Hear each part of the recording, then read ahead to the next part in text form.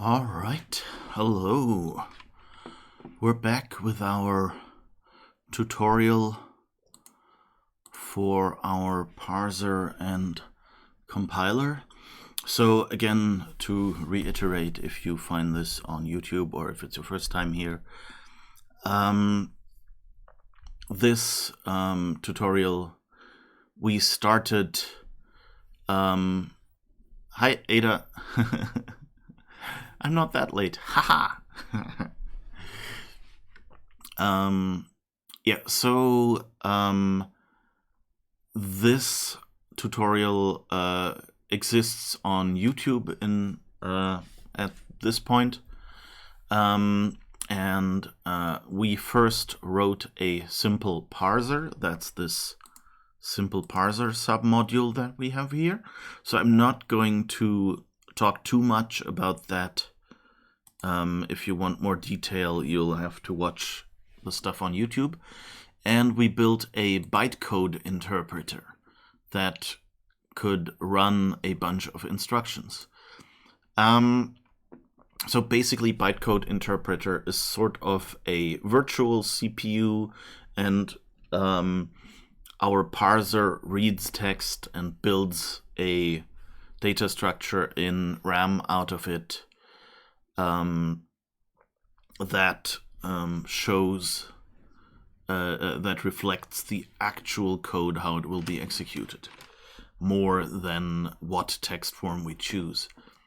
Now, all of that sounds pretty nice, but of course that's not a full-blown programming language. That was just two important pieces of the puzzle. And so we recently started this tutorial, which combines these two into a larger one. And this is a program that it can currently compile and run. I hope I said that right. I think I flipped some consonants or something.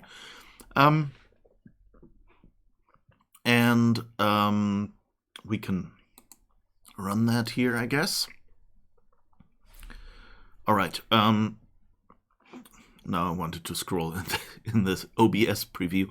No, here is the code. Okay. So first we just print the script, then we print the tokens into which we split the script. So we basically classify, let's say, each word in the text and each piece of punctuation. So there is an identifier int, there's an identifier main, there is an operator. So this is a very stupid phase. It's basically about what a regular expression does. You know, it just splits the text at certain points, so it's easier to process. And then we have these objects, these tokens, and we just have an array, and we can say +1 to get the next word, -1 to get the previous word. It's much easier than dealing with text where we could have, you know, like here, a whole bunch of characters, and then we'd have to skip back over all of them. All right, and then we build the tree, which starts here. So our tree is fairly simple because we only have one function. So it says we have a function main that takes a signed int iterations as its parameter. And then the program starts. We declare x with the initial value 0.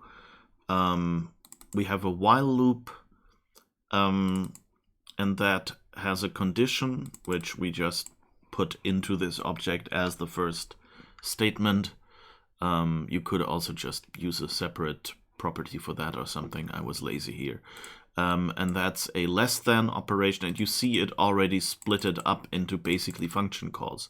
So instead of saying x is less than iterations, it says it's a function call with of the less than sign, and that takes as its first argument the variable x, and as its second argument the variable iterations. Don't let yourself be confused by these voids. It's just we have one data type for all of our syntax tree nodes here. We could have done this smarter, but I wanted to get through this more quickly.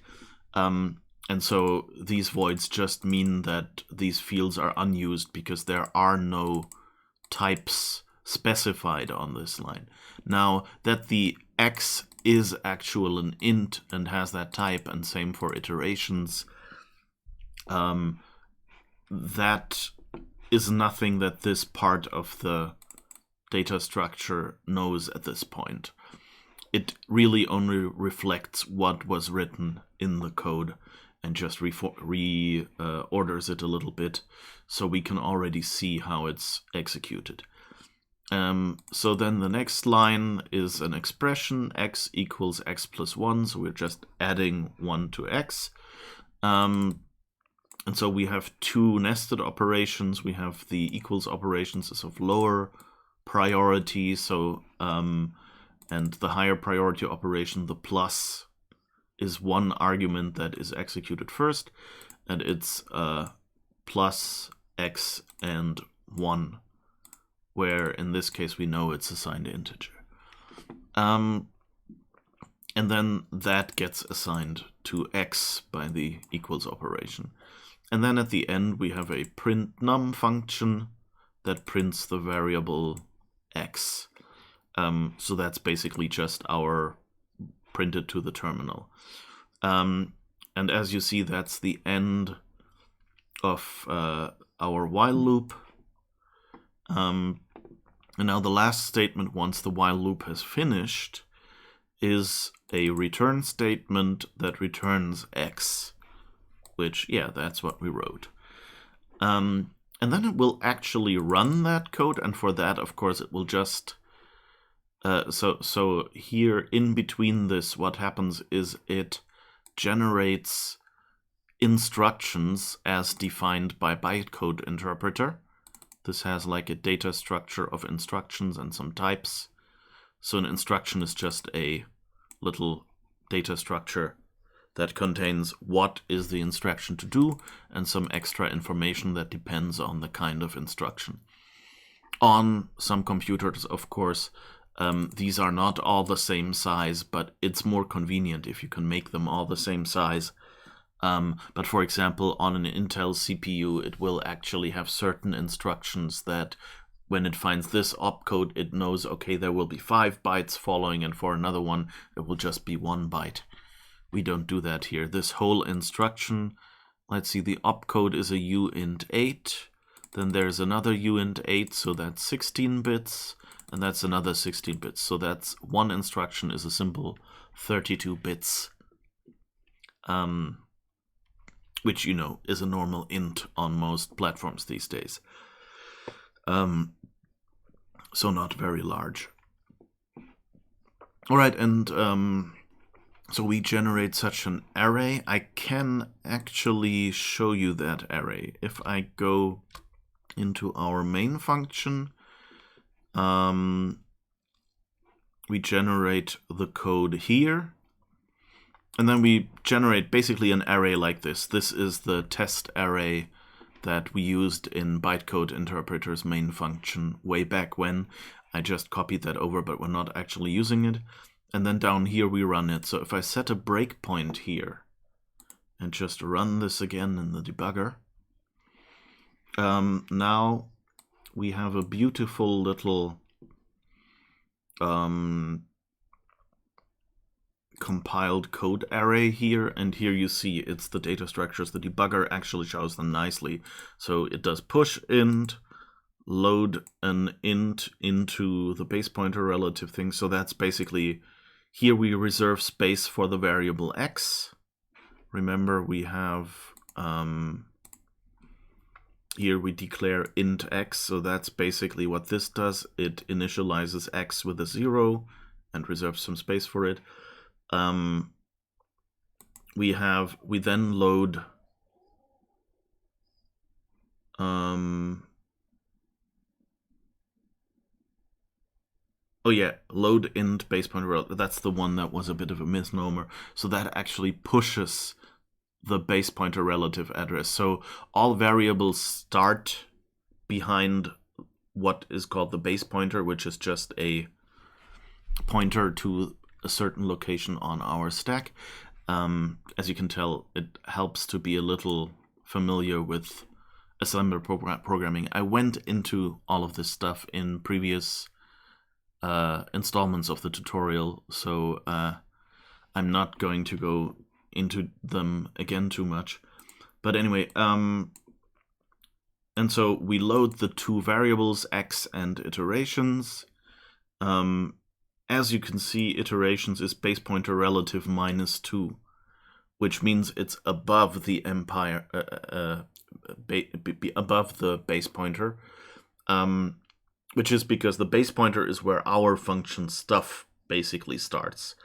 And above the base pointer is mostly where the stuff from the previous function that called us still is. So -1 is where we save the base pointer as it was when the previous function was called. No, actually we have a separate stack in our bytecode for that, but it might be. I think -1 was the return value, and so -2 is the first parameter, something like that. And anyway, then we do compare int less than, which is the less than operator that combines these two numbers, gives us true or false, or 0 or 1 on the stack instead of the two numbers. And then we jump, like it's basically this looks roughly like assembler.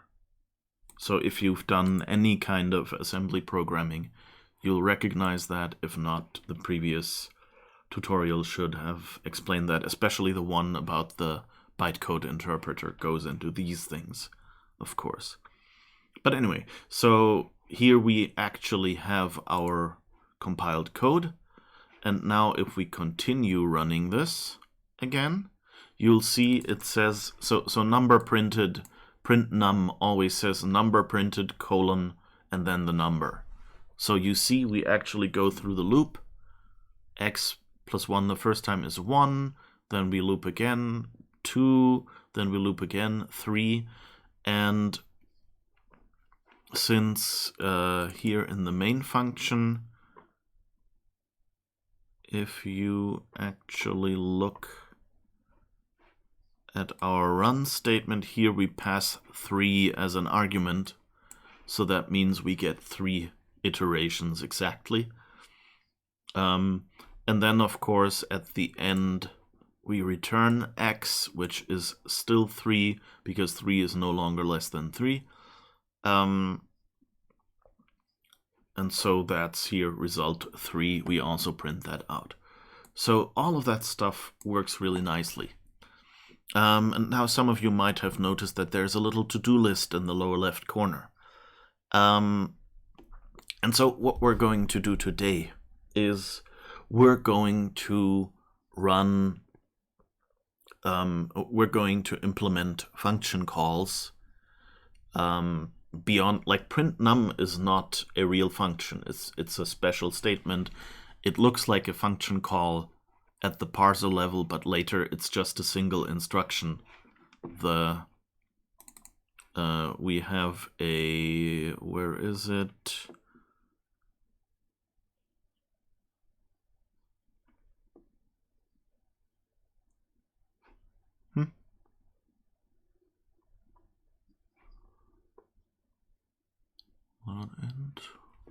Print int, here it is. So it's just a simple special instruction that our bytecode interpreter understands. So we haven't really done function calls yet, apart from we can call the main function. And that's what this run function does. So what we'll have to do now is basically do the same thing, but in bytecode. And that's why we have this little to-do list over here, which, wait, I can make that big here. So yeah, so the first thing we will need to do is remember which functions do we have at all. The next step will be keep track of the functions types. Now, our bytecode interpreter is the minimum you need to illustrate how... Oh, hi, Pilkey. Didn't see you there. How's it going?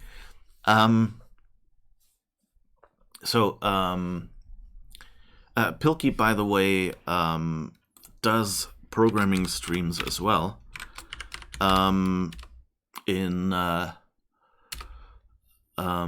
He's a Swift programmer.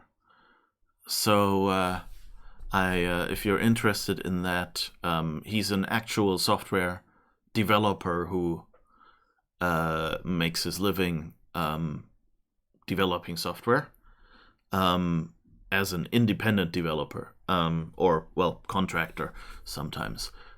So if you want to know how that life is and how it is to make Mac software with Swift, for example, Pilkey's streams are the ones to watch.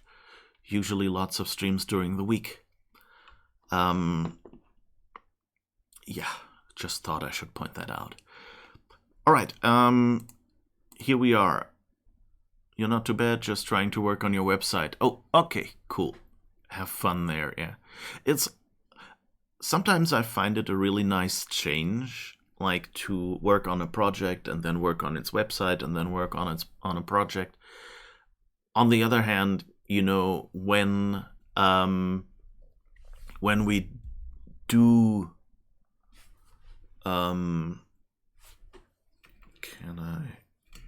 I think that's a little better. I seem to be disappearing there on the side. So yeah, yeah, but of course, when there is something broken on the website and you actually meant to do something else, then it's not quite as fun to have to go back to the website. So I have a split relationship with doing website development. Sometimes it's really fun and, you know, doing art for the website and stuff like that, and sometimes it's not.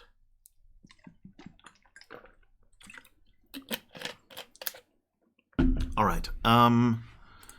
So yeah, our bytecode interpreter is fairly stupid, and it only works with integers right now, which, you know, made some things easier and got us quicker to a point where you can actually see the programming language do something.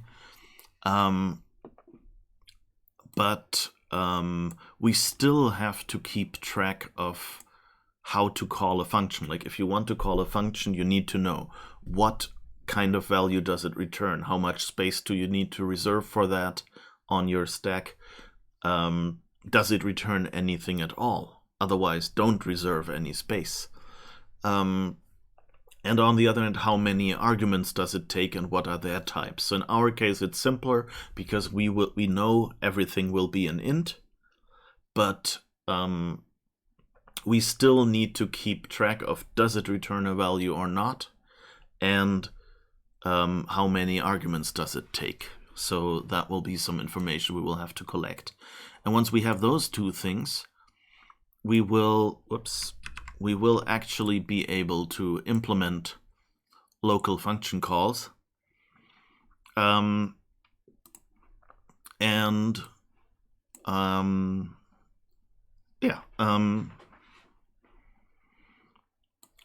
be able to put a second function in our script and have our script call this. And then the last point is implement calling the main function. Now, what does that mean? We're already calling the main function, aren't we? But no, if you look at our code, what it does is it compiles the code, generates code for all the functions, and then it just takes the compiled code and passes it and calls it. So if you look at that closely, that basically means we call whatever ends up being the first instruction in our program. Since we're only parsing one function right now, and we don't have global variables that can do anything fancy that need to be, you know, run and initialized before that main function is called, this means we end up here at the first line, so everything is fine. But for example, we could do int foo, int iterations, return, I hope this will work, 700 plus iterations. So as you remember, we pass 3 iterations. So this means if it called main, we would still get 3. Otherwise, we get 703. Now let's run this. And we actually get 703. And as you see, it actually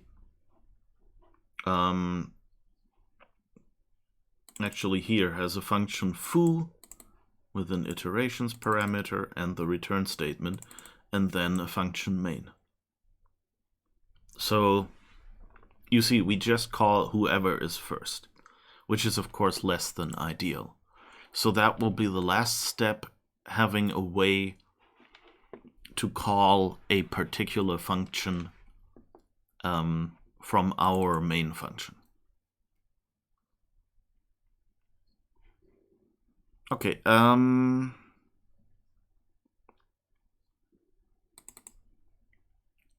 we should probably change this now that I've illustrated that. And say, oops,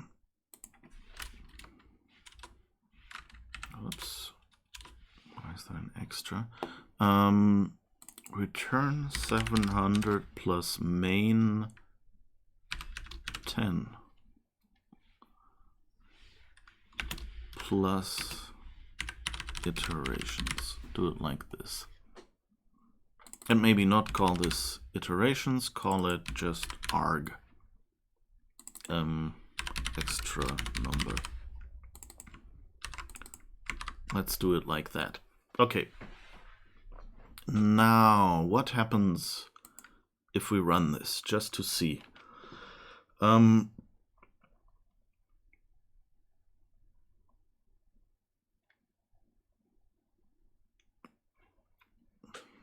Okay, so our compilation actually fails trying to parse this because it says unknown function main called. So we were smart, we added some error messages. So let's see. That's obviously the spot where we need to continue. Yeah, so you see here, that's where we process the function call node. So Pilkey's, Ada says, an actual software developer in this stream. Wait, what are you then? Yeah, I'm a nice little employee. I'm not an independent software developer. Pilkey feels the same. It's nice working in another language for a while and do something a bit simpler. Yeah. It's websites can be quite fun and relaxing. All right. So this is where the parser tells us we have some function calls. All right, yeah, and of course we can't call this right now.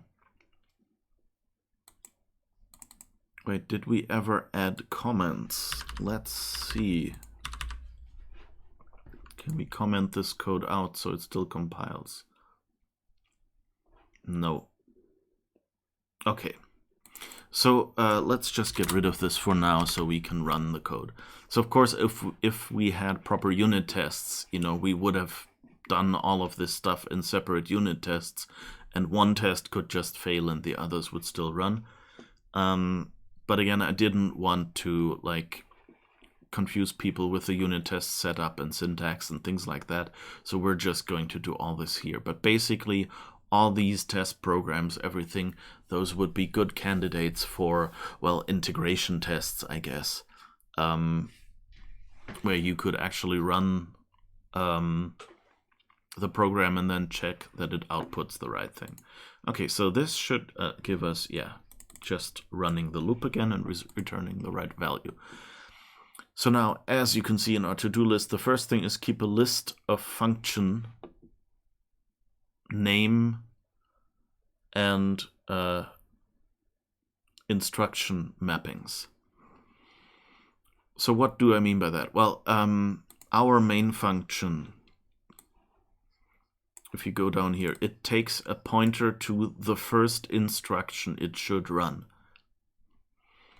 And so here we don't want the first instruction in the program. We want a particular one somewhere, possibly at the end of the program, near the end, because usually main is at the bottom and the function it calls are below it or something. So how do we do this? Well, first we need to keep a list of these. So let's see, the parser will need it. So we say we take a map from string function name to and we can't use an instruction pointer. We'll just have to take the offset, the index of the instruction. Remember, we had that problem previously.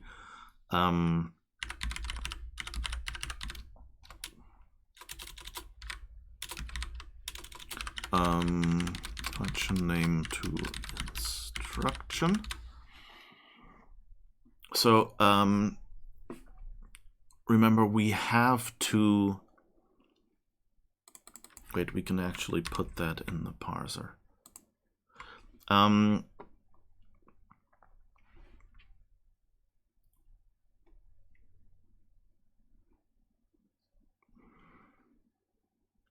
And it was a bit too early, actually. The parser is fine. And here, generate code to function.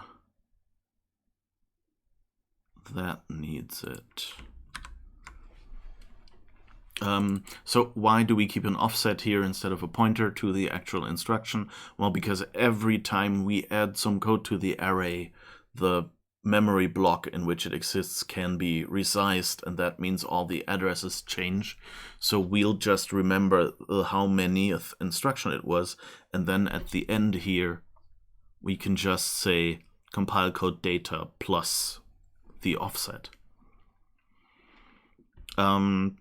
Okay, function name to instruction. Now we need generate code for function and refactor, change signature, add a new argument, which is a map from string to size t, and it's called this refactor. Okay. Now let's see what happened with this here. Yeah, it initialized it with an empty one, and instead we can just give it the one we have here. Oh, and I did the type wrong, of course, but we can still fix this. Of course, this needs to be a reference. We want to modify this. All right. So now here at this point, we already know any code we generate now will be code, compiled code pushback will be code for this function. So what we can do is function name to instruction, and the current function has a name. So that's the name from the function definition that the parser gave us. So we make an entry for the function with this name and just put the compiled code array's current size in there, because that's also the offset of any instructions we generate here. So that should pretty much be all it's needed for us to remember which function starts where. All right.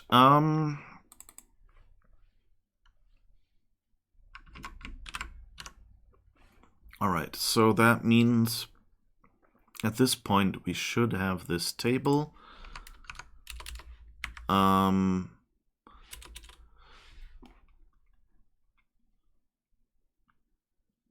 now that's actually, we can actually do a few things early in our to-do, because now we can go here and say size t main function offset equals function name to instruction.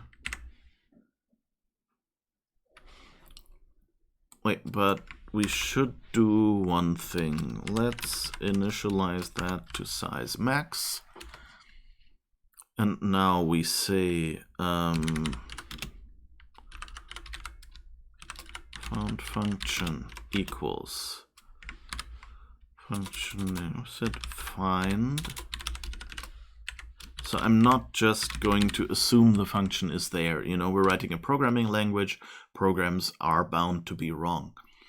So we look for a function named main, and if there is no such function,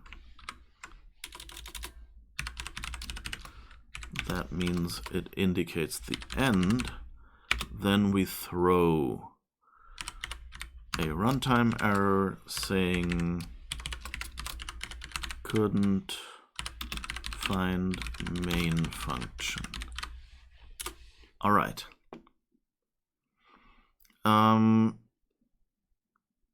Otherwise, we say data plus it second, not it, found function.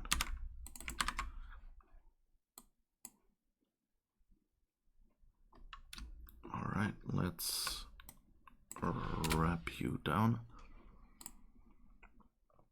All right, so this should actually already work. So first let's run that. Nothing should have changed as far as... No, it actually failed. Couldn't find main function. Huh. Okay, so let's run this in the debugger. Oh, wait, we forgot to turn on exception breakpoints. Now run this. Let's say function name to instruction. How does it look? It has an entry for main. Oh, I already see what I did wrong. I was doing booleans wrong. We fail if it is the end. If it failed, not if it was successful, of course. Okay.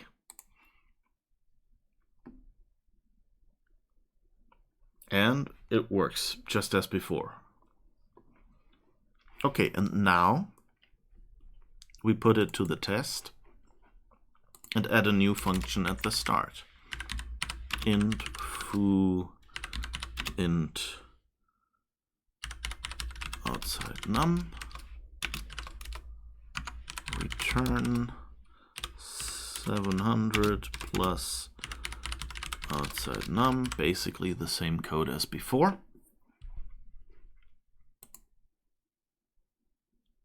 Now we run this, we still run main. So yeah, success. What we've done now is we've generated a nice table, and we can run a particular function. So instead we could also say, let's run foo here. And now we get 703. Good. So that was easier than I thought. So that means we can already call main function, and we keep a list of instruction and name mappings. Next, we need to keep track of function types.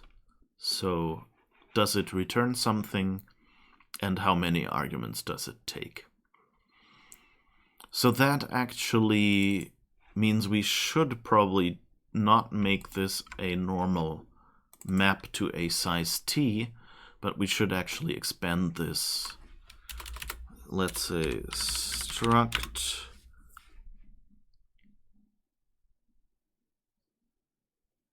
or should we? Now here's the thing. I'm a bit split here for one simple reason. And that is that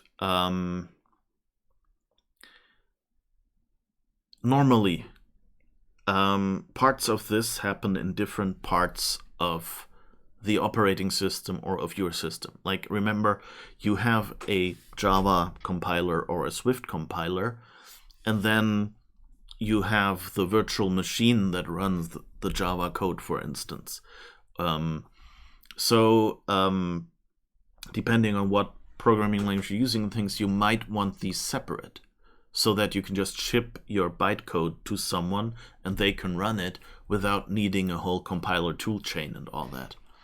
And so you want to keep your data types separate from and really in this case we only need the information which arguments we have during parsing.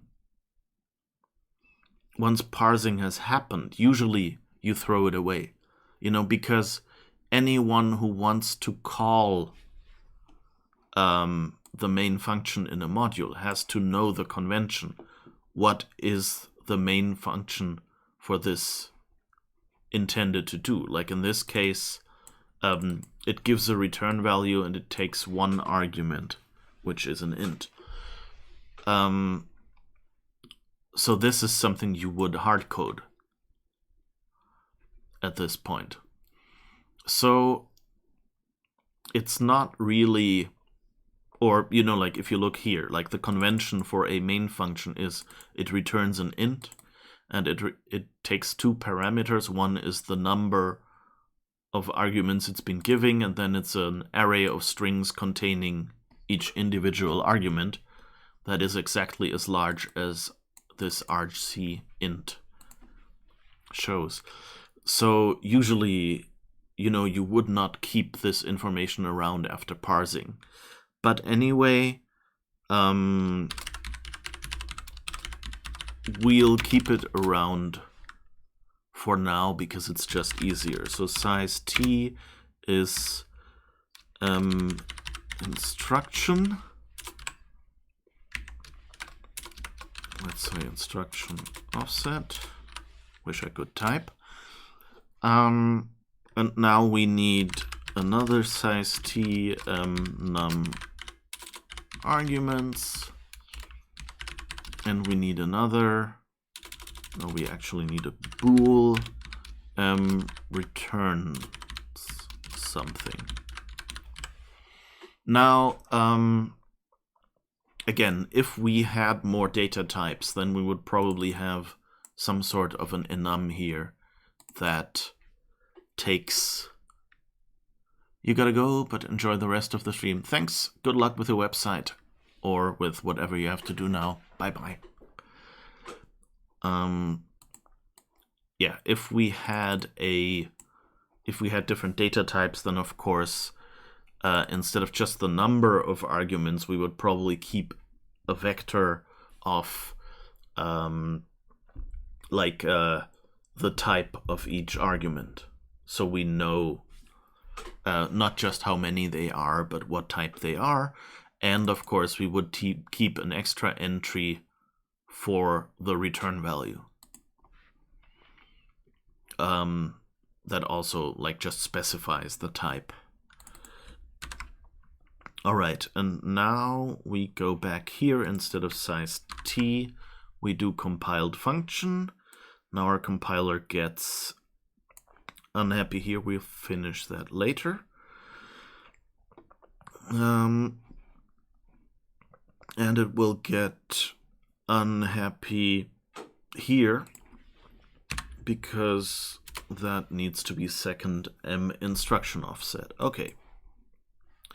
So let's go to generate code for function. This one also takes a compiled function. So now we were a bit early generating this, because first we need all the parameters.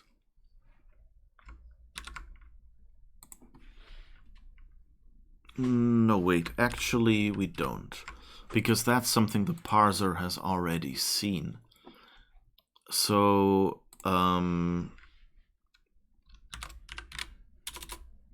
compiled function.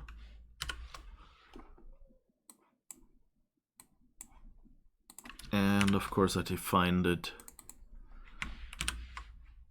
too far down.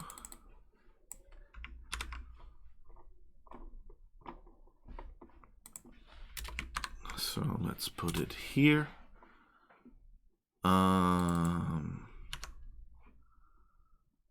Okay.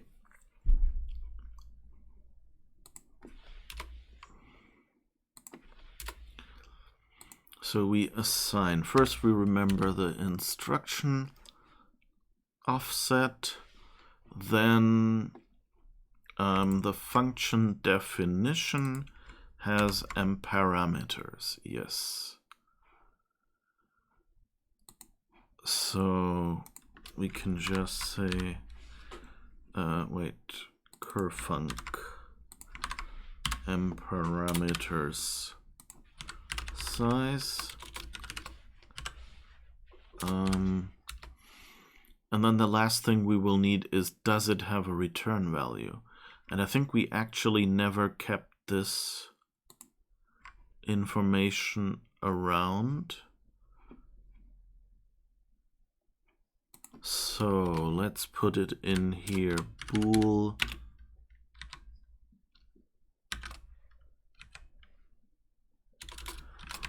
Let's name it the same. Return something. And now let's find out where we're actually. Oh, this has a debug print. Alright, so if return something, then int, else void.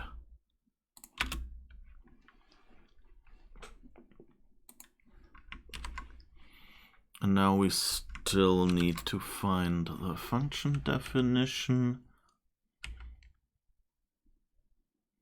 And that comes from the parser.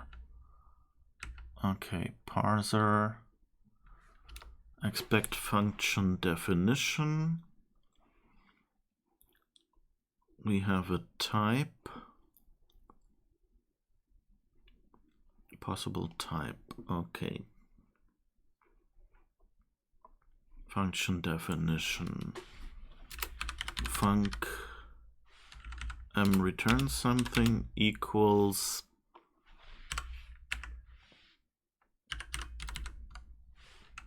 possible type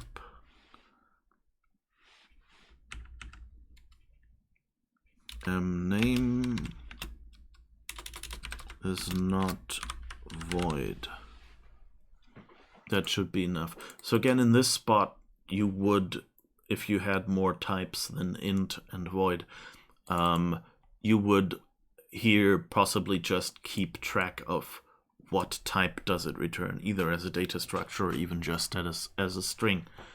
So that's what we do when we parse a function in the text. We see we had a type, but we just never did anything with this type. So now we're remembering if we had one. And let's see how that looks. That shouldn't make much of a difference on our code right now. It should just run. But what you would see now is that up here we now get int foo and int main. So that's a good start.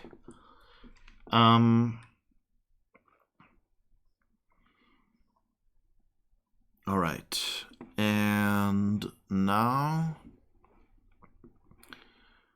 we can ignore that the parser is happy.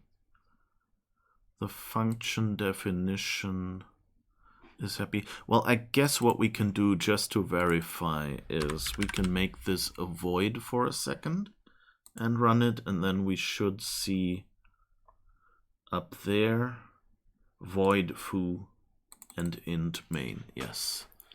So that works. That's good to know.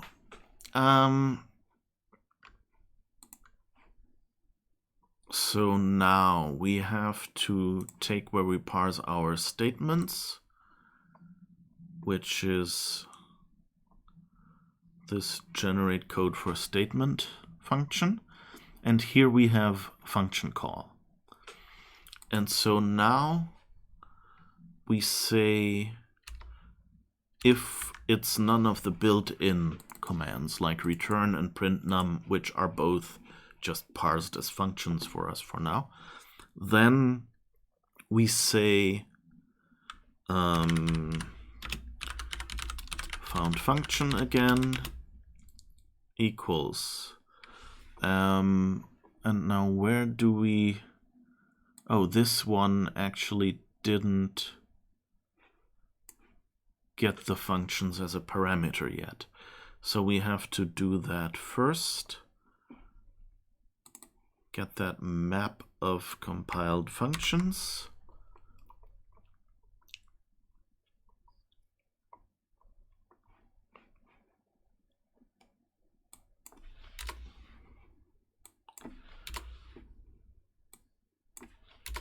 Let's break all these parameters up so we can see them better on this screen size. So, and now of course all the calls and recursive calls need to be updated to also take this argument. And now here we say function name to instruction find current statement name, which is the function name we're actually looking for. And now if found function equals found function, wait, no, that's the wrong one. I wanted this one. So if there is no function of that name yet, then throw.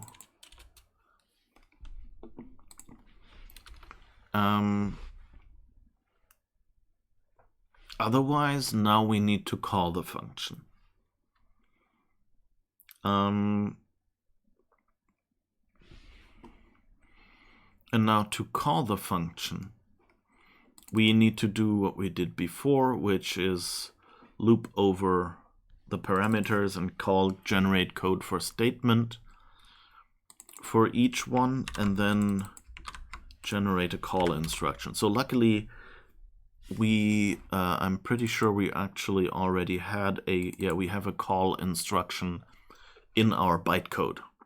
So our bytecode is already clever enough. We don't need to add that to the bytecode to be able to call a function. All right, so now we loop over all the arguments that the parser gave us. So for auto current parameter in current statement parameters, and we generate the code for each parameter. Yeah, so that sounds good. And then we generate a call instruction. And now let's see, where is a call instruction? Is here.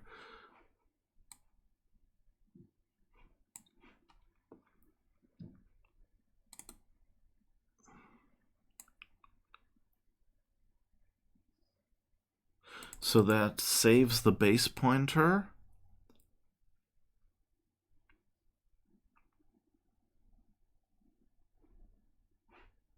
Oh, that's actually not the jump address, that's the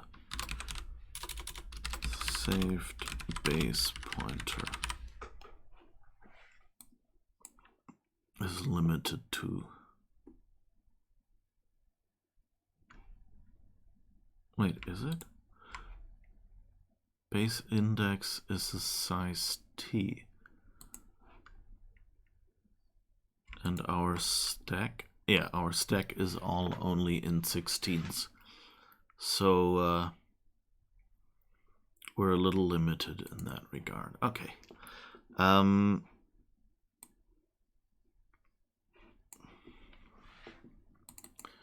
So that means we have a 32 kilobyte limit on our code. Or rather on our stack at least. The return address stack, yeah, right, it remembers the return address on its own stack, so that's safe. Then it sets up the new base pointer, and then it adds the parameter 2 to it. So that means we need to calculate the relative address. So the found function contains the absolute address. So that means in our bytecode, you know, it says like the foo function is at offset, starts at offset 0, and I don't know, this is 1 or 2 instructions. So like at offset 8, the main function starts.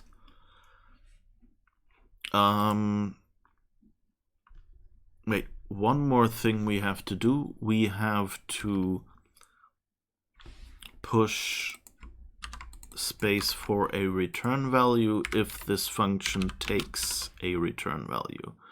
So that means current statement, not current statement, but found function second return something. Then we need to push an int, which can just be 0. That's fine. So that's space for our return value after the parameters. I hope I did it the right way around. We can actually see if we scroll down. In the run function, if result, then it pushes back a 0, then it inserts the arguments. Yeah. So that's the right way around.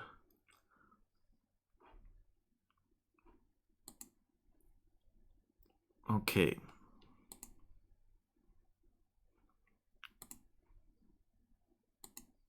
So now let's go back. Here we found a function. I should probably switch that to wrap text. View soft wrap. Okay. I guess I can probably hard wrap a few things as well, just so it looks a little nicer. Okay. So we reserve some space for a return value if a function returns something.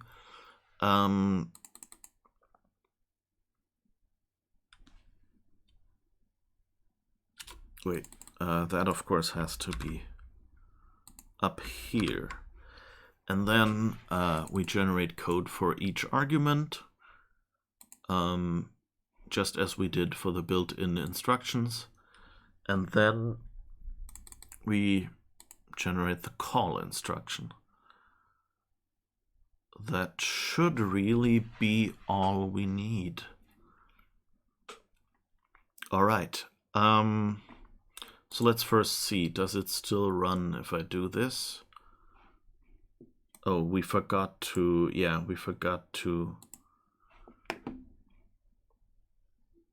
update a few spots with the function names to instruction.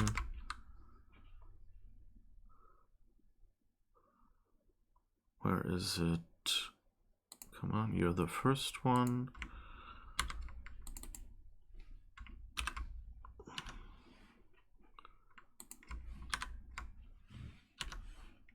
I should have just used the refactoring for that, I guess. Although, nah, this is better because otherwise it would have just inserted a default value and I would have had... Well, I guess I could have done a search and replace for that default value then. So, is it happy now or does someone else need an extra argument? No, okay, that ran. Good. It's all looking good. Okay, and now we can try and add a function call. Let's say return x plus foo77. Let's see what that does.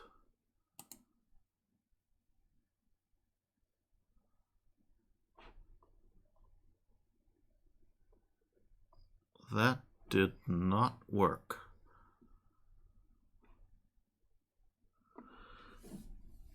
Plus. So somewhere...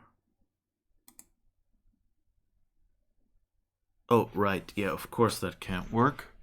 Because I told you we needed a relative address. And we didn't actually specify an address. We specified 0. Or this idiot here specified 0. All right, so back to our function. So here, call argument 2 is the relative jump address. So that means we have to, so size t relative jump address equals. So let's see, we have the found function address second instruction offset, and we have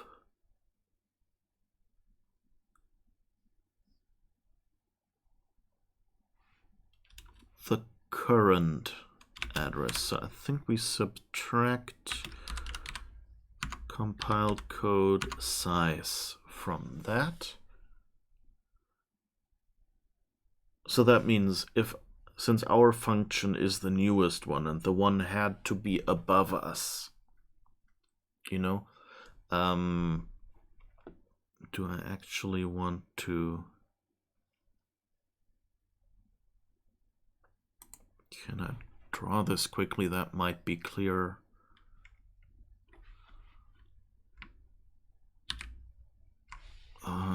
Let's see. Let's go for landscape A4. All right.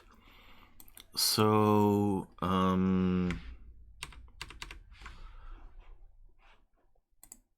if we want to see this, so we have instructions.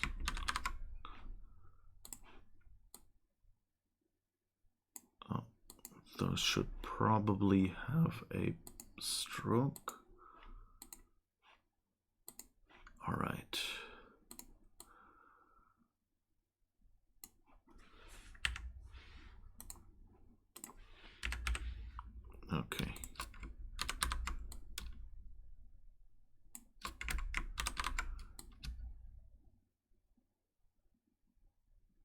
So, okay, this is where our main function currently is. And this is where we defined foo. And now we want to call foo from main. So foo is at offset 0.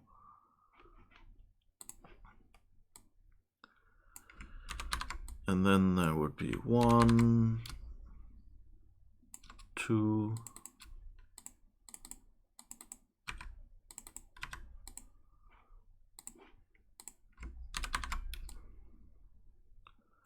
3, 4, 5. Okay. So now that means we have 0 in here, and we have 6 as the count of elements in here. And that in turn means, or rather, we have 5 as the number of elements before we generate the first one. So that means 5 minus 5 would be 0. So we need the number minus 5 at the end. And how do we get minus 5 from 0 and 5? Well, we subtract 5 from 0. So we subtract the current size of the code, which goes up to here, because we haven't generated any code for main yet, from the address of foo. Leave that just a second on. Foo main, so minus 5 would be foo minus main. Okay, and so this is where main will start, the current size of the compiled code. Well, it's not main. It's actually, so this is just main plus 1 or something, wherever the return statement is. So if it has a local variable or something, it's a little farther down, of course. You get, so here, this is actually return, whoops.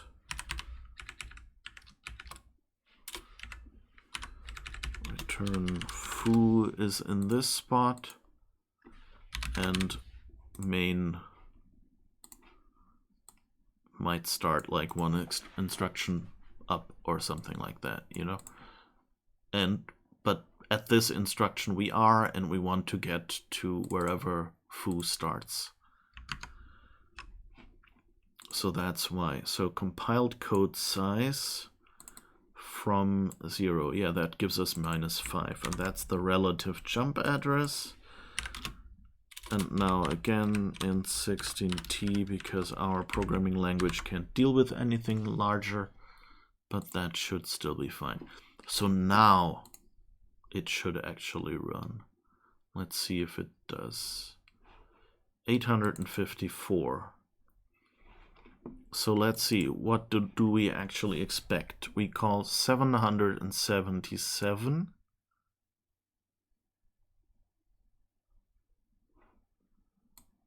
plus 3 is 780.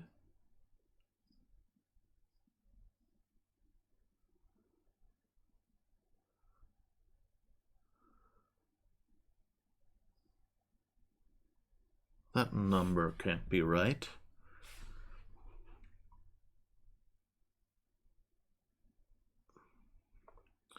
Or did we swap something? Are we returning something wrong? I guess what we could do...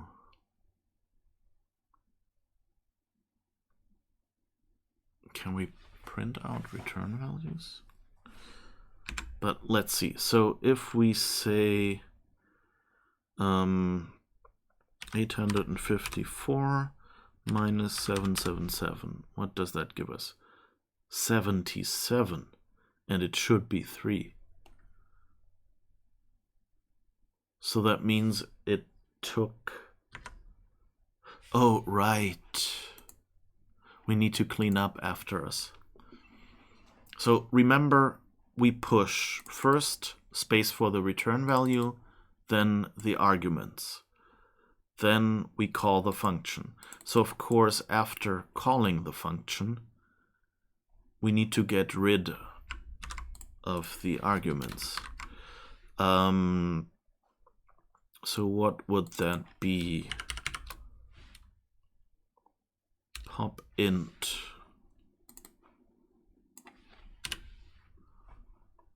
So, and now we have to do that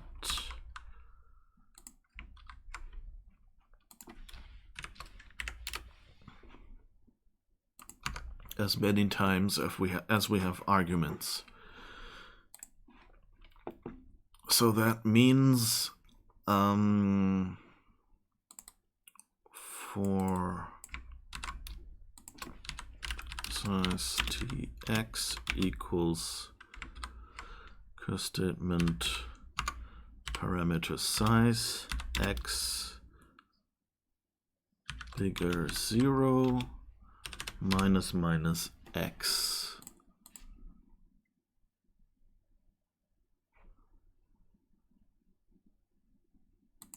And let's set a breakpoint here just to see if I did it right or if I'm off by 1.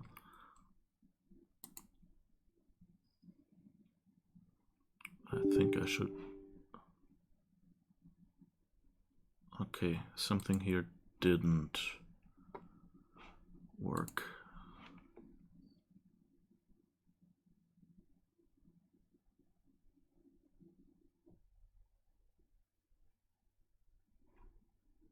Okay, so x equals 1. We generate one pop int statement.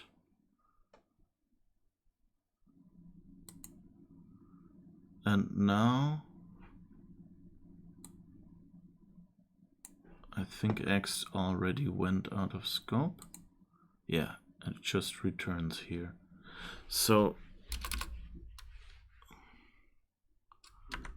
yeah, that should be fine then, shouldn't it? Okay, let's go into our main function to debug this.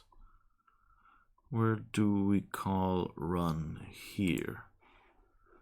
So keep it going like this. Okay. And now look at our compiled code. So it pushes 700, adds the argument, pushes the argument, which is 77, then adds the 2, then stores that into -3, which is our return value. Right. And then goes to the return statement.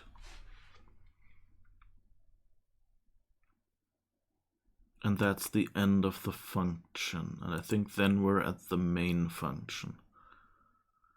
So let's see, do we have a call instruction? Here's the call instruction. So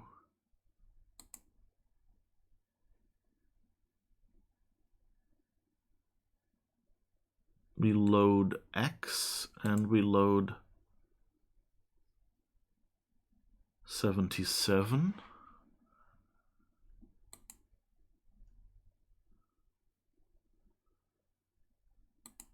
I think it thinks it doesn't return anything. Whoops. Color development is nice as well. Okay, so the suspicious thing here is that it didn't push the 0 here. So we didn't actually reserve space for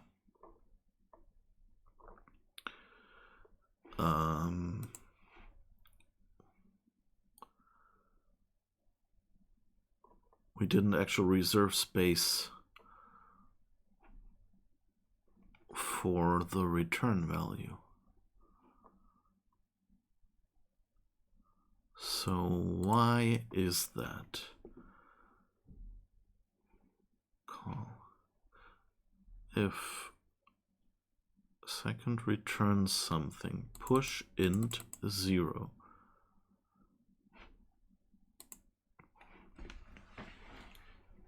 So let's first run this in the debugger.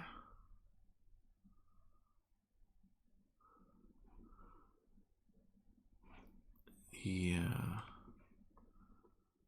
Wait, what is this breakpoint?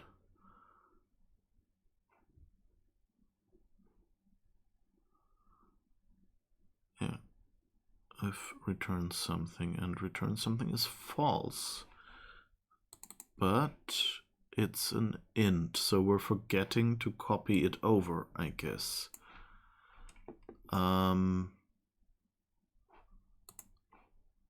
So let's see, where is it? It's where we parse the function, right? Generate code for function. Yes, we're actually not setting it at all. So that's why it can't work. Return something. I forgot that last parameter. And missing parameters are set to 0.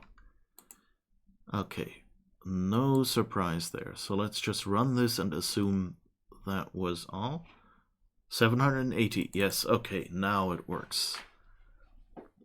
Cool. So it was actually just me being dumb and forgetting to finish the code here. To actually initialize our table of function name to instruction offset mappings, which also contains what arguments it takes and whether it returns a result or not. All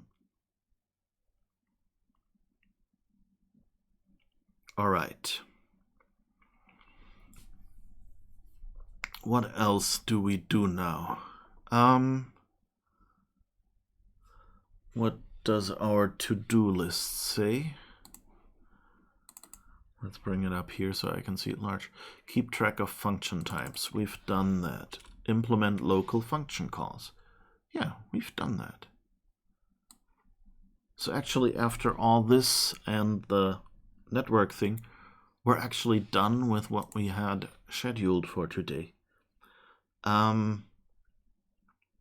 So that's good. Cool. So that means, yeah, so we have a programming language now that can call random functions from inside the function, can return from them, of course. The bytecode interpreter was able to do that already, and can return the correct value. It can also do loops. It can evaluate operators, which we need for logical conditions. It has all the fundamentals. As I told you previously, this is basically, I just want to introduce you to the basics. So if and else is basically the same procedure as you would use for a while loop, just instead of jumping back, you either jump over the if section and execute the else section, or execute the if section and jump over the else section. So there isn't really that much needed here.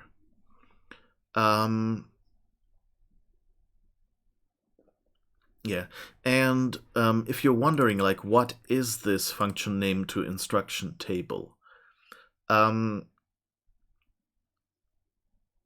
So the thing about this table is that it is usually what happens in it happens in your compiler, and it gets written into the file with compiled code if you're dealing with native code. So if you're writing a C++ program like here, the .exe file or the .app or whatever contains this table. And this, just in a simple form, it's just name of the function, index. Not for all functions, mind you. For most functions, like in a normal executable program, it only contains the entry for main. So basically there is a way in C and C++ to tell your linker, your compiler, which functions should be public. Main is implicitly public always, because of course you want to run the main function. But for example, if you write a dynamically loaded library, a dylib or a DLL, or a shared object, as it's sometimes called, .so, then these libraries contain one table entry for every function that you're supposed to be able to call in that library. But they do not contain such entries for other functions that are just used internally by these functions. So yeah, that's so this table exists in an executable format, and when your program is loaded, the compiler goes and fills in this table with the actual address of each function for each file it loads.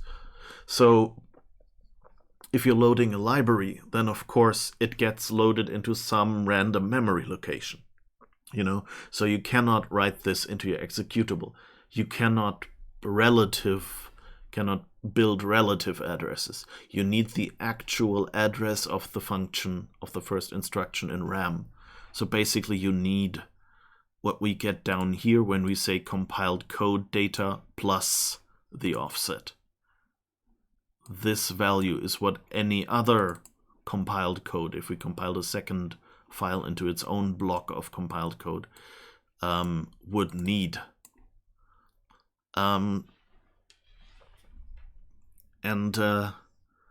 Then your compiler actually goes in when you say call a function in that library, and says, okay, I'll just write 0 here and make a note at the start that the function with the name foo, or whatever the library foo, whatever the function is called, is called from this location, and then we'll later fill it all in before your main function even starts. So there is some assembly going on in the background that we basically here have to do ourselves. That said, that's not something I'm going to do in this tutorial here, but basically you just build another hash map or something and, write stuff in there. And then when you load the library that is referred to, when you've loaded all the libraries and know their memory locations, you loop over each of their tables and go, okay, fill in the locations that are in other libraries. Fill in the function addresses there. So yeah, that's actually surprisingly already it. I thought we'd take a little more than... It's not even 1.5 hours, because of course we were fighting with tech issues a moment ago. So, yeah.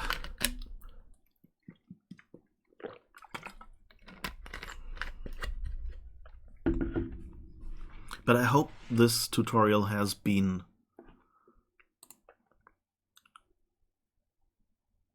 of some use. Why is mnum... Oh, we might have a bug still. We're not actually remembering how many arguments a function has. We're just using the arguments you pass it. Okay, one little bug to fix. And the next 10 Sundays, refactoring. Well, if you wanted to write your own thing and have been following this tutorial, then yeah, I encourage you, refactor it. Move a lot of the, all this parsing stuff that we have in our main file, move that into its own file, like a code generator.cpp or something. I would definitely recommend that. Okay, so we did one thing wrong here.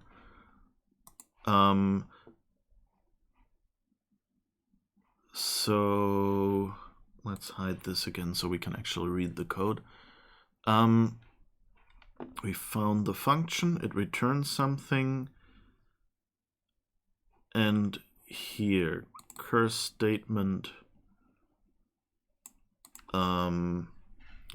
So the thing is, it's actually fine to just generate code for the parameters we were given, but what we should do is if found function second number of arguments is not, oops, did I just accidentally hit insert? Curse statement parameter size. Then we should throw and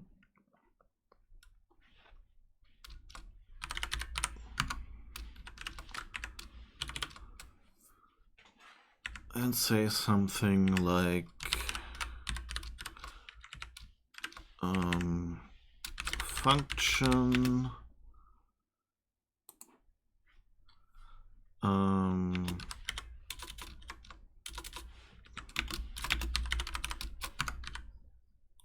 name requires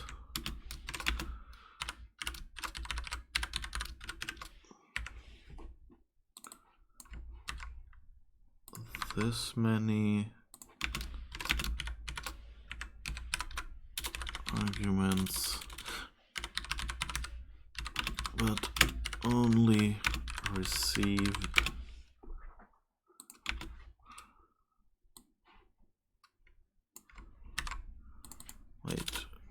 received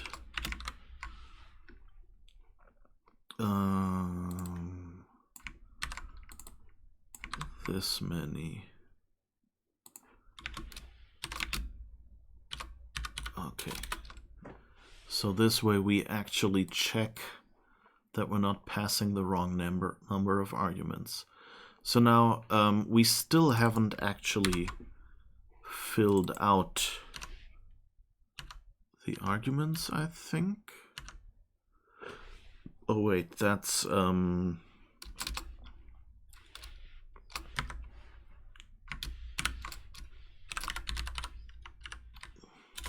compiled function, isn't it? Alright, let's see here. Compiled code size, curfunc parameter size. So we're actually filling it in, we're just not looking at it. So we should be good now. So let's run this again, see if we get any errors. And then maybe make it break intentionally by passing an extra argument.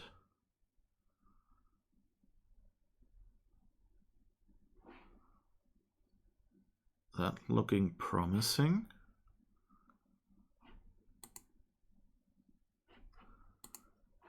Function foo requires 1 arguments but received 2. Yes.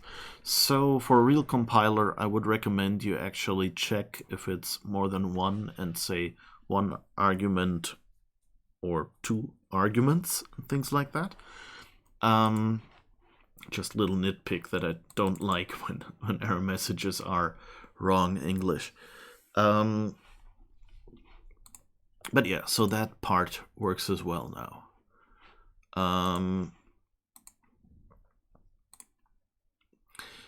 So what are we missing? So we're missing still a good bunch of error handling. For example, right now, you can write any expression in these spots.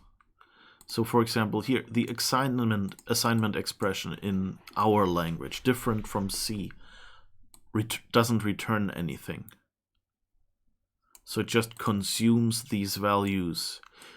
But if I, for example, just wrote x plus 1 on this line, which doesn't really make sense, but if I did, it would still compile, and the result of this calculation would just be lying on our stack.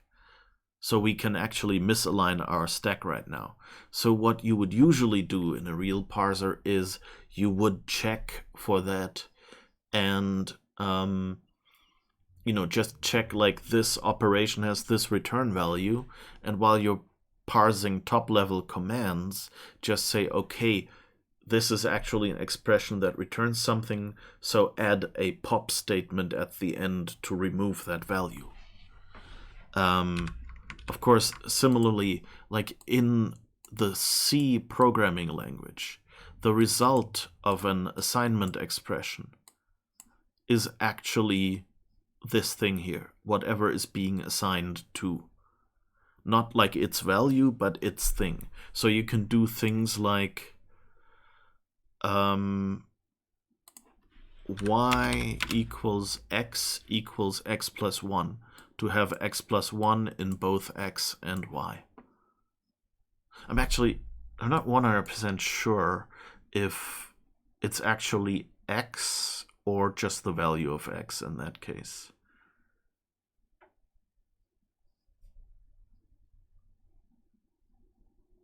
Well, but yeah.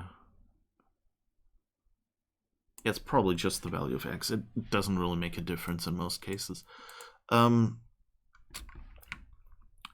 Also, of course, you could put a variable declaration in here, which would then sort of work, but not quite. So if you actually wanted this to behave like C, where a variable declared in here is valid within this space, you would need to do some extra work. So kind of you would need a data structure to keep track of variables, and each scope would need a cleanup block, probably.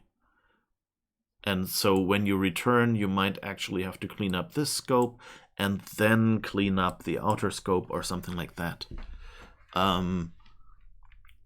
There are many ways you can go there. I don't think they're really, they're all kind of fun things to experiment with. But I just wanted to mention, like, this doesn't do a lot of error checking right now. And so especially this one is dangerous because it means that you can have a misaligned stack and then you just get wrong result values and things like that.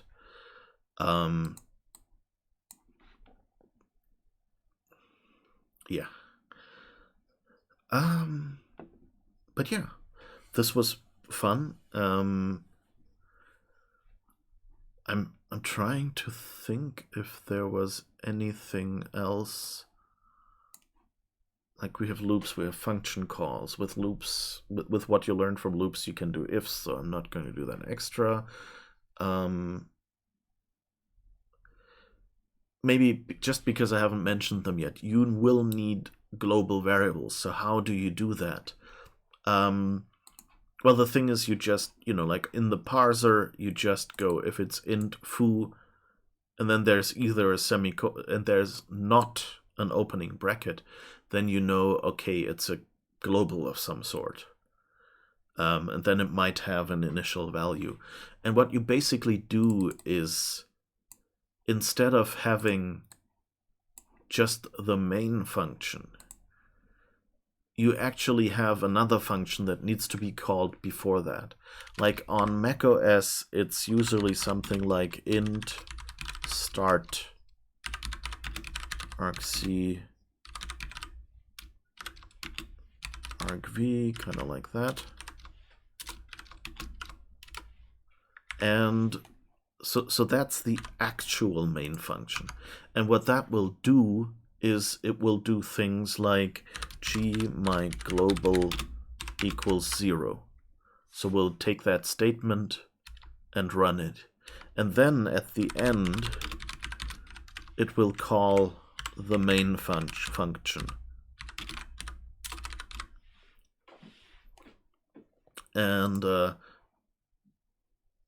global is usually just some standardized memory address. So a global is not...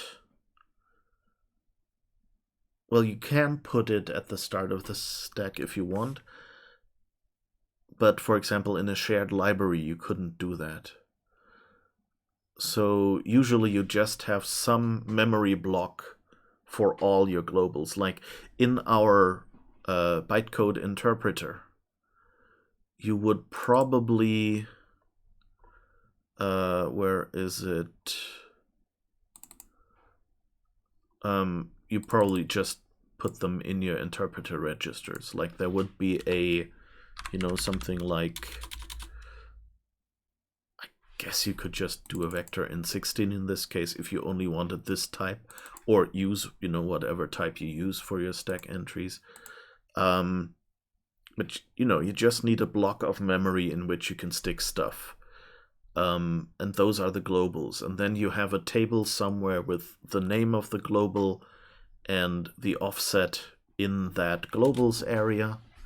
And like on a real CPU, usually often there is a register that contains the address of, well, I don't know if it's usually, but like on classic macOS it was like that.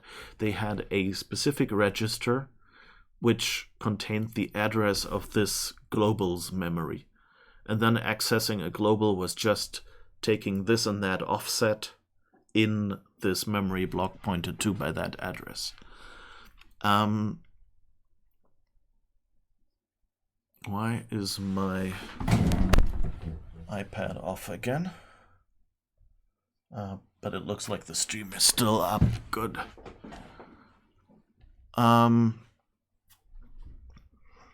But yeah, so that's basically how you would handle global variables. And if you were in a library, then of course that would need its own globals. And so often what someone did was then I actually don't quite know how they did that. Like in my programming language that I'm working on in my spare time, globals actually work very differently from how they work in a real programming language. So basically in my language, I just have a hash map with name to value, because a lot in my programming language just happens at runtime. But in a real compiler, you would basically have some spot, like what you can do, for instance. Oh, right, that's what they usually do. So you know how we have this, here we have this block where we generate the compiled code. And of course that's just a memory block. And it contains the actual instructions. And you have a table that says the main function. So in the function name to instruction table, it says the main function starts at this point. The foo function starts at this other point. So that means you can really put arbitrary data in there, as long as your functions are guaranteed to return. And as long as all the function name to instruction pointers point at the right offset.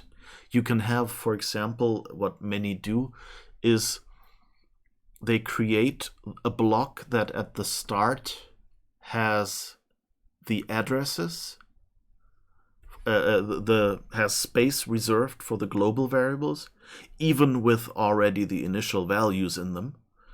and then after that has the functions, and then maybe at the end has the strings that will be referenced from the program. And that means, since you build that entire block, you know that, relative to this instruction, if you go minus 15 bytes back, you are at the global variable you want. And so that's what you can do. You can just address your global variables relative to your code itself, because it's in the same memory block, and they're relative to each other, always in the same location. It's just the whole block gets allocated into a random location in RAM. But since the operating system doesn't split up the block, that's not a problem. And then, of course, if you want to have a library that provides a global variable that everyone using that library can actually use, what you can do is just make a table similar to this. So, and that just contains a mapping from the name of the global, so gMyGlobal or whatever you called it, to the location in this memory block. And here's the thing, the linker doesn't actually distinguish between types of symbols, at least at that level. So you can just have one table that contains all your globals, and that's symbol is the generic name for like a name to address mapping for a function or a global. And so that's basically how you can do global variables in your programming language. And as I mentioned earlier already, that's also how strings are handled. The reason why I mentioned strings separately from globals, like you could just make strings globals, you could make some syntax that just say insert a global at the start, and that is this and that string, is that strings are usually uneditable, like the original strings. Like maybe you create like string literals, like this here. This concrete main that I'm using here is uneditable. Now I can declare a variable and copy this value into it. But since, a function might be run twice, so all the string constants in there should never change. All the string literals in here, I'm sorry. And so that's why you usually put them at the end, and then you can do some extra checks where you avoid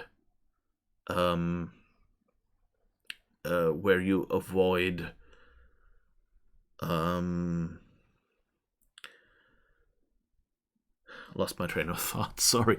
Then you can do some extra checks where if someone tries to write to this area, it's a programming error, or even, someone trying to do an exploit or so. Same for the code itself. The code itself usually gets loaded. The fix-ups get made for, like this library call, this function, the printf function in the system library, replace that with this address, and then you're done. And so from then on you say nobody may change this memory. And that in turn means, and that gives you some safety, but you cannot do that with the globals. So those are a separate section.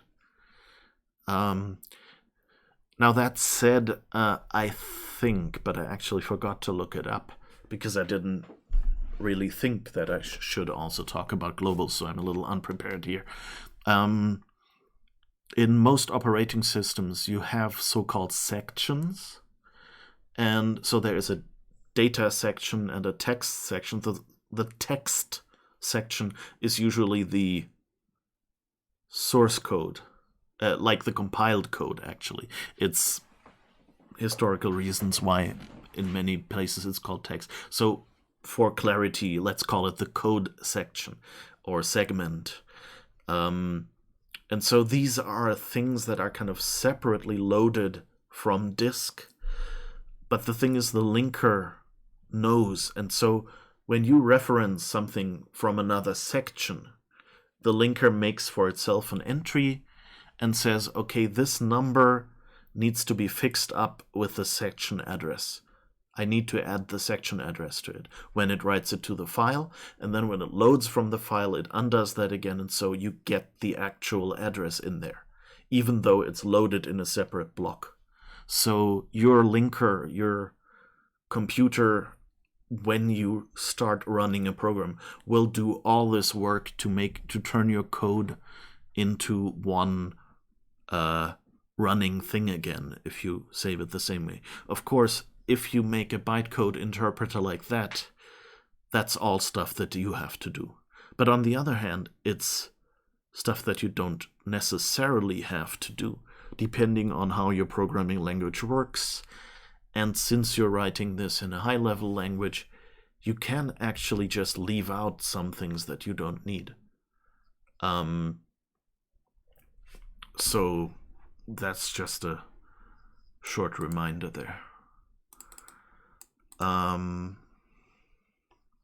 Yeah, and of course our call instruction, or rather the code generation for our call instruction. Where is it? Here.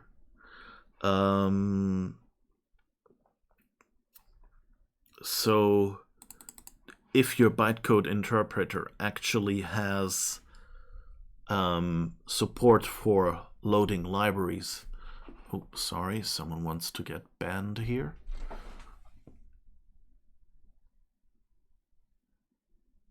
Come on.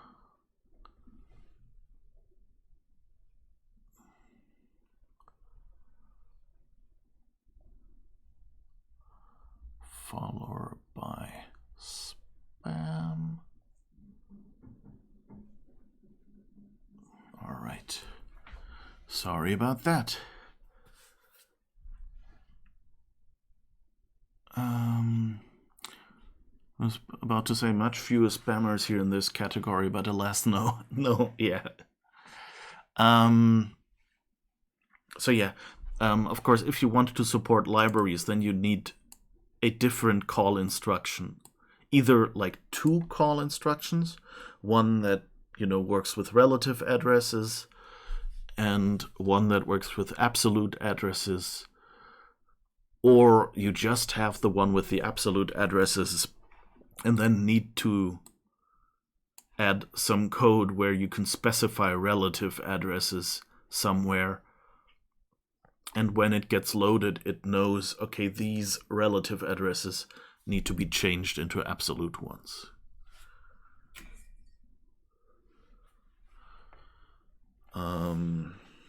Great, and now let me just fix the lights. But yeah, that's basically, that's the wrong light.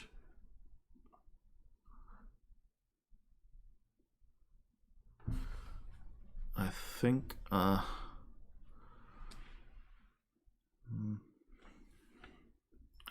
not quite perfect.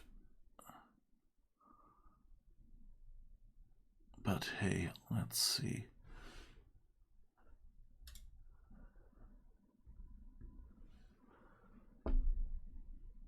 I think this might be a little better. Let's see. I think now I can tell it apart better. All right, sorry about that. Yeah. So, you need the absolute address to be able to fill in any arbitrary address that you have in your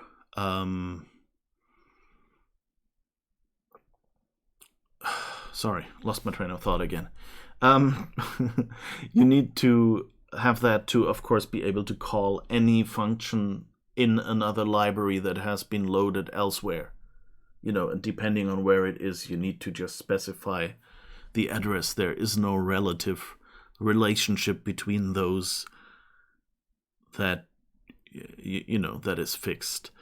So that's, of course, something that you'd have to handle here. You would have to look up the function and would then probably in your found function entry would also have info, not just like the relative offset, but like, for example, it's a system function, and then you would just probably add this instruction's address to a list so that your loader can fill it in. Something like that. So basically, it's a similar approach, again, to what we did with the while loop, where we're basically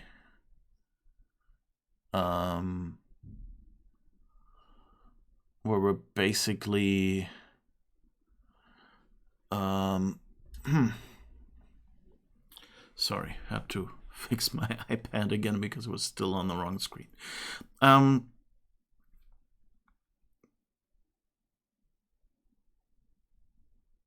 Yeah, lost my train of thought again, of course. So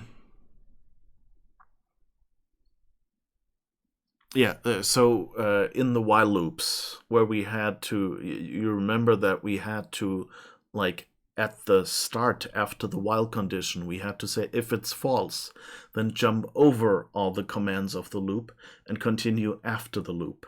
And of course, we couldn't do that, so we had to retroactively fill that out. We created the code first with a 0 in that jump location, and then once we had compiled all the code for the body of the loop and knew how large it was, then we went and took the address of that previous, of the conditional instruction that we had remembered, and filled in how far it would have to jump. And basically that approach, you use that in a dozen places. Like sometimes it's just an offset, or sometimes it's just you save the location of an instruction that you've compiled, and in the file you have, sometimes they're called load commands, so you actually have a list of instructions that are not run by the bytecode interpreter, but are actually run by the loader. And all they do is, like, they say, function named X, and then the next commands say, these locations in this code need to be filled in with the address of that function. And then you do the same with the function Y, and so on. And so you have basically just a list of functions to fill in.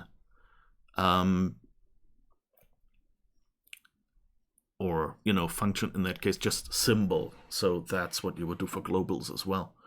And that the reason why this is different from actual code is that you only ever want to run that once. Like, for performance reasons, you might take a program that you've written in your programming language, load it into RAM, run it once, keep it in RAM because you know that, maybe in 5 minutes someone will run it again. So you want to do the fix up so that it can, the loading, so that it can refer to its globals, so that next time you don't have to do that again, as long as it's in RAM. But you do not want to do this fix up again and again as part of calling main or start or whatever your function is called. So you could do it in here, kind of just at the very start, kind of do some special stuff, but then, like, this function is generated by the compiler. There's never any source code for it, basically. after all.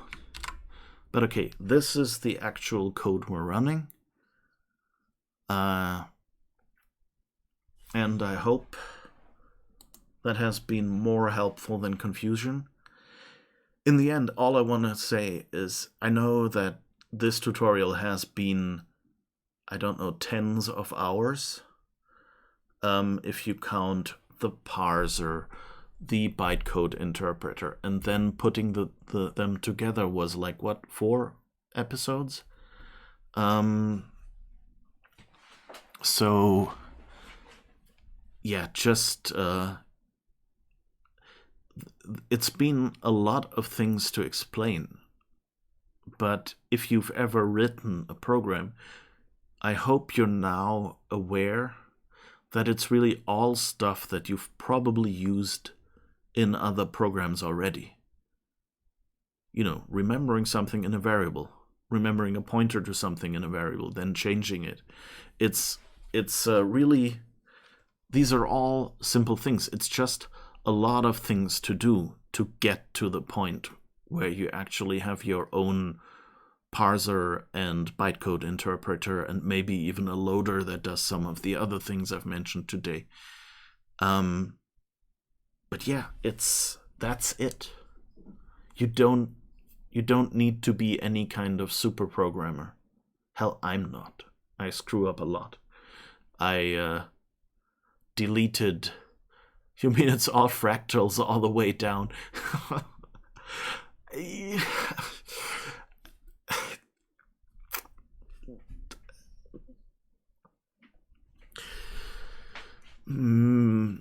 That's not how I would have phrased it. But yeah, it's kind of... I guess it's recursive in a way. Well, I mean, it is. Our parser is a recursive decent operator. A parser.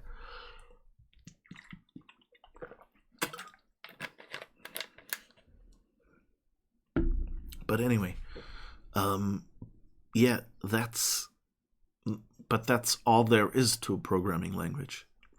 You process some text. You make it a little faster and easier for yourself by using tokens. You build a tree, which you can then reshape. So one thing I haven't really shown you in this tutorial is you can take this tree that our parser builds and reshape it, you know? You can, if you see something like, I don't know, 10 plus 1. Of course, you would expect your compiler to just turn that into an 11 and not every time add 10 to 1 when this program runs. And that's what you do, you know? You just look at the tree, and if you have a plus operator, so that's a tree node. Let's get back to Affinity Designer.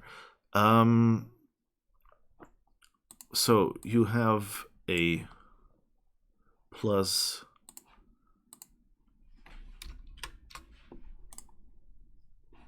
operation. I can't really make it. Okay. There, close enough. So you have a plus operation, and then you have 1, and you have 11.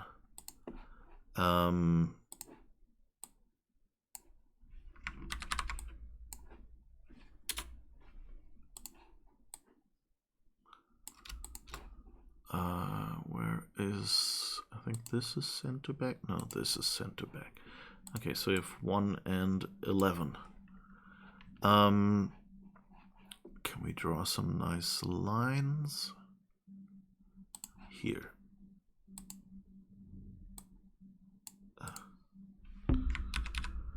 Wish I could. Oh.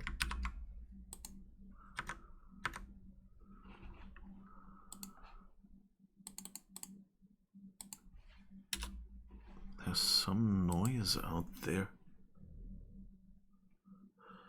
Someone is using heavy machinery out there.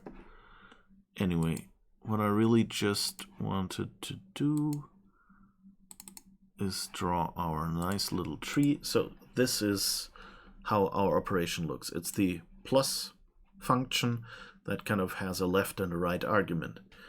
And now, of course, in your tree, you can make it so that you can check, is each, is my left-hand side, are you a constant? And then this can say, I'm a 1, yes.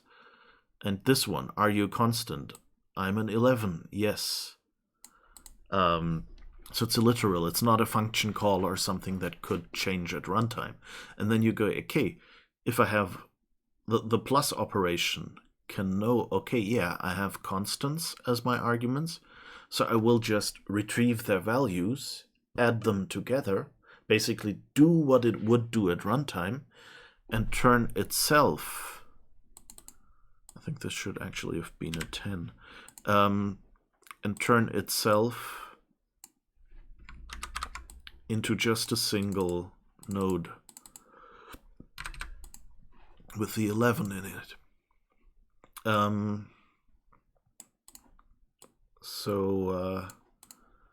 You know, that's something you can do. You can go from here to here fairly easily by, that's just tree walking. So that's something you might also have used in other programs. It's basically, it's a recursive function call. You just have a method named simplify, and then the plus, and each node also has a RU constant node and call, and then each of them, like, so if it was deeper, like if it was like this, make that a 5. You know, then this one would go and ask this one, are you constant? And this one knows it is constant when its arguments are constant. And so, okay, it would say, yeah, would check, are you constant and are you constant? Both say yes, and then it says, okay, I'm constant. Okay, and then this one says, okay, simplify yourself.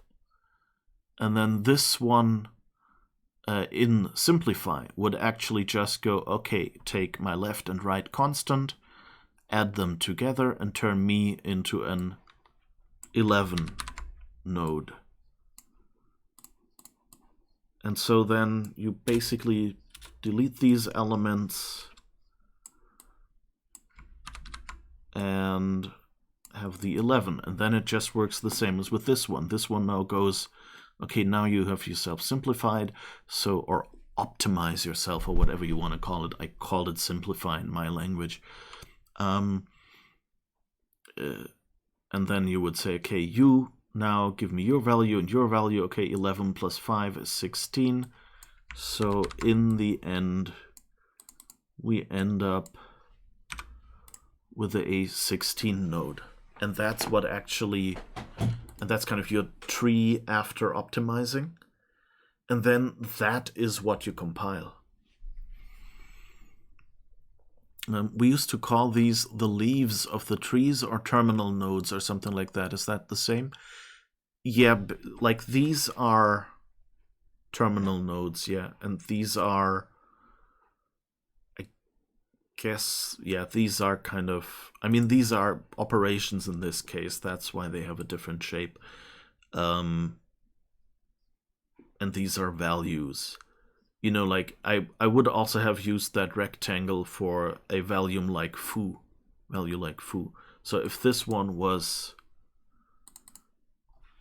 foo,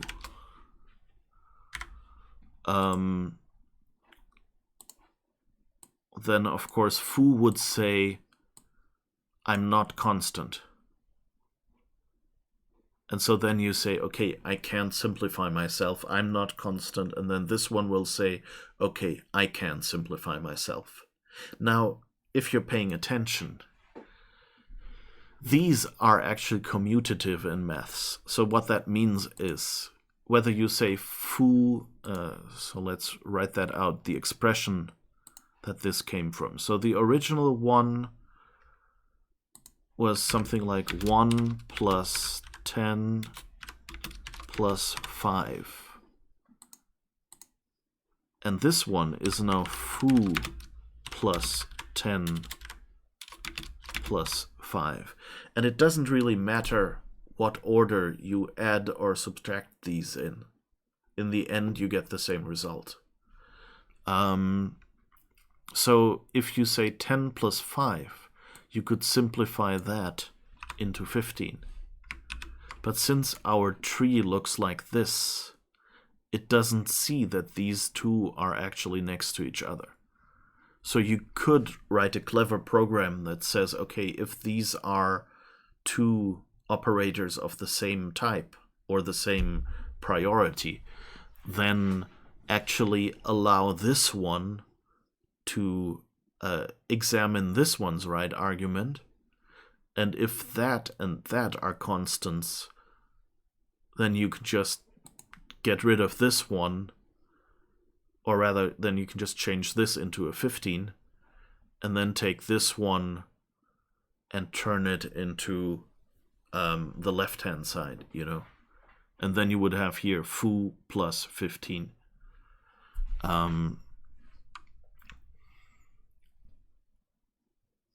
So there is a lot you can do just by reshaping this tree in different ways to make better code, to not have to run this code unnecessarily, that you can just run once beforehand. This is called constant folding, I think, if you want to look it up. So this is just one of many things you can do, but it's one of the easy, obvious, and kind of easily explained is what I mean, more than easy to do, things you can do to make your code better.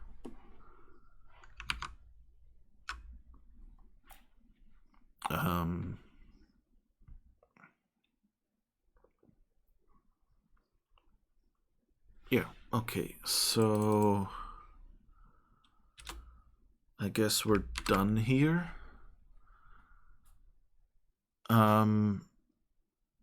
So yeah. So I guess this will be a shorter 2-hour stream today.